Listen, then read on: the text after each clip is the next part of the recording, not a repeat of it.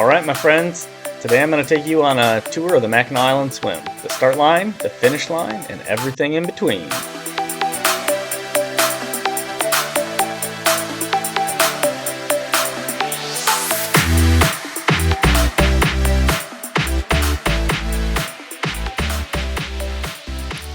Okay, so what you saw in that intro and what you're looking at now is the start line.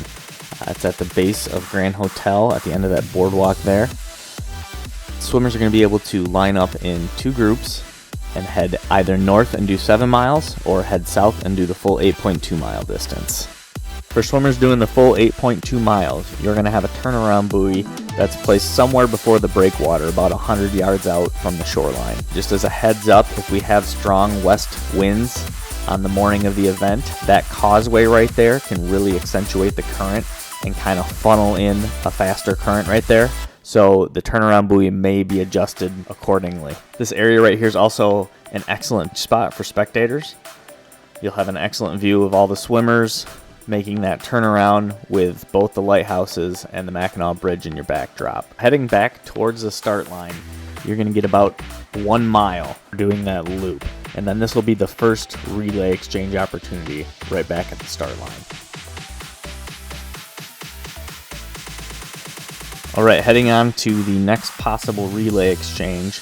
This is going to be at about mile 2. This is a new location in addition to the 4 that we had last year. This will make it so we have some more equal legs this year for those wanting to break it up more evenly among their teammates.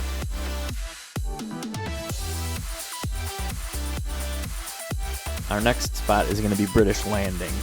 And as we kind of go around the bend here, I'll point this out, but I want you guys to understand that we can't cut this point off. A lot of people want to make a shortcut out of this area. This is probably, other than the start line, probably the busiest section coming up here, British Landing.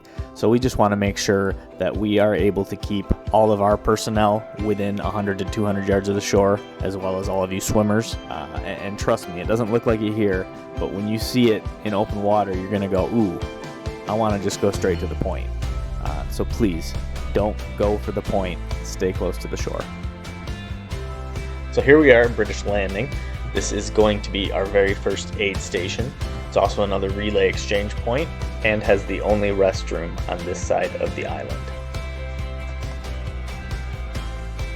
Now as we come to the northern tip here, you guys are going to encounter the only spot where you can't see the bottom.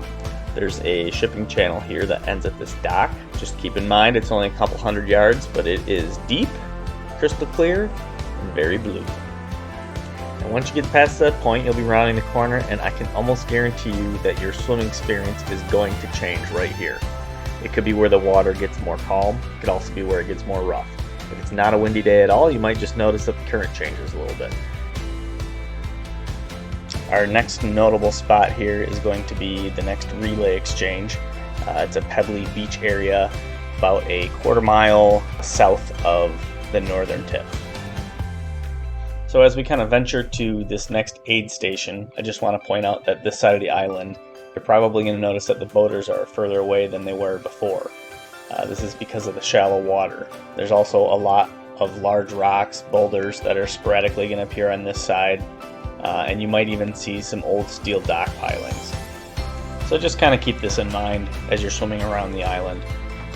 It's nothing that you're not going to see if you're swimming freestyle, but if you're doing backstroke every once in a while, I would suggest being a little further away from shore. And this is going to take us to our last aid station. It should be right about in this area. Last year we had to change it about a quarter mile, but you can plan on an aid station being in this vicinity along this straightaway. So as you make the home stretch here in this last 2 miles, you'll notice one good spot that you can probably take some pretty good photos at if you have a kayaker with you or if you brought your phone. You'll be coming up on Arch Rock here. This is probably the biggest tourist destination, so you'll notice that the shoreline is probably packed with tourists as well as your support crew. And you'll have some pretty nice underwater views too as you see the rock formations kind of changing, kind of some little caves there. Just a really cool spot right here as you round the corner and head into the finish line. And then here we are at Mission Point. You're going to have one more turnaround buoy if you want to get that full 8.2. It's about a quarter-mile loop. And that'll be it. Head on into the finish line. Beware of all the rocks. They are slippery. They are not fun to walk on getting out of the water, but there are volunteers there to assist you. The last thing you have to do is enjoy your accomplishment at the finish line. Remember to grab your food and your medal. And of course, don't forget that all of the finish line festivities act as a fundraiser for the Mackinac Women's Club. We support them because they support this community. Every dollar you spend at the finish line goes to assist their job at providing to the betterment of the Mackinac area.